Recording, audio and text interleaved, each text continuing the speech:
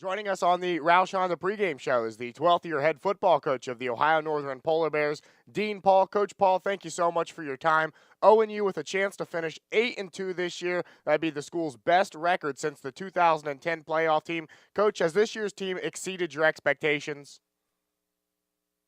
I think it's hard to say. I think we're playing really well right now. Exactly, we don't get too much in what the expectations are going in a year, other than just trying to improve every week. And I feel like the team is playing well, and we know it's going to be a tough test this week, but we're excited about how the guys have progressed.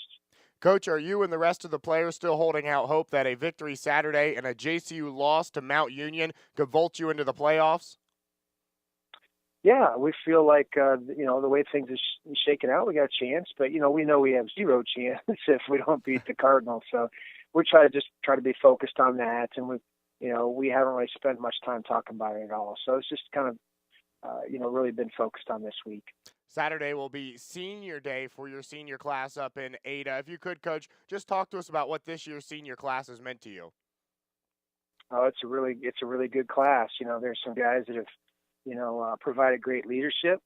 I would say not just good leadership, but great leadership. And one of the best, I guess, examples of that, the evidence of that, is in the last 2 years we've had, several wins that we kind of came from behind. So I think that always shows you kind of the resiliency of a team. And, in our league, there's a lot of good teams. There's not a big difference or, from one team to the next. So you got to have good leadership to pull out some of those close wins. And we've been able to do that, especially the last 2 years. And I think those guys deserve a lot of credit for that. And also beyond that, there's some really good players. There's some multi-year starters, some multi-year all-conference players. So it's a really talented class, whether you look at the ability level, look at the leadership, and then even just the number of them. It's been a good retention within the group. So it's definitely a group that we are very proud of.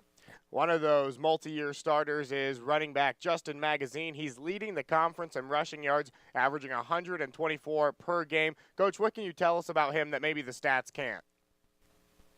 He's a horse, man. I mean, he's he doesn't go down easy. If there was a stat for yards after contact, some yak yards, he definitely would be, I think, up there in that category, because he just really he doesn't let one guy bring him down very often. I mean, he really makes the defense swarm to the football, and he does a really good job of those yards after contact. So we're real proud of him. And the other thing is, he's gotten better each year. Some guys may earn a starting job as a sophomore, and you don't, for whatever reason, you don't see the same improvement. But he improved year to year, and I think he's playing his best football right now. Coach, defensively, what's been the biggest bright spot for your ONU team this year? Well, I think we're just a solid team in all phases. I think we have a good, solid kicking game. We do a power ranking each week where we kind of look at the each unit, special teams unit within the conference, and what the standings are. And we've been the top 3 most of the year.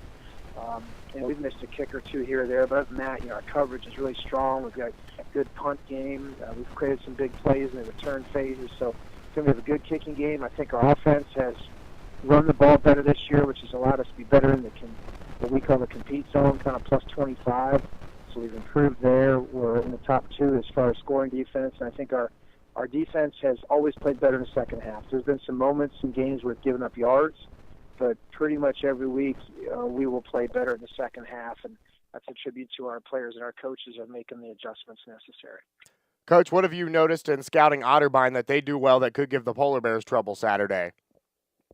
Well, I think the first thing is when they're healthier, they just look different, and we know that we're expecting to be healthier than they were a few weeks ago, and we think that's kind of where things start. But I think I like I've spent more time watching the offense, and I like the receivers as a group. Certainly, number 11 Julian does a great job, but just the whole group of receivers I think is strong. They have different guys that complement each other well. I like both running backs. Big 66 Grant, he's a heck of a player, returning all-conference guy. And then I think the quarterback, looks like a senior who doesn't make a lot of mistakes. He gets the ball where he needs to be, makes good decisions. Then I think, solid in the kicking game as well. I think they're number 2 in the conference behind us in net punting, so they're right there. And they've always done a good job in kick returns. They had a big one against us last year. And I think then, looking at their defense, obviously Irvin's got a whole bunch of tackles. He was a horseman, played running back, and he's doing a good job right now.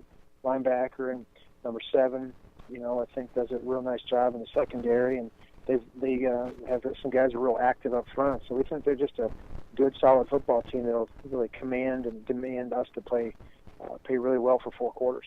Coach Paul, thank you so much for your time. Best of luck to you and your Polar Bears in today's game, and if you do make it into the playoffs going forward with that. Thank you. We appreciate it. You do a great job, man. Keep it up.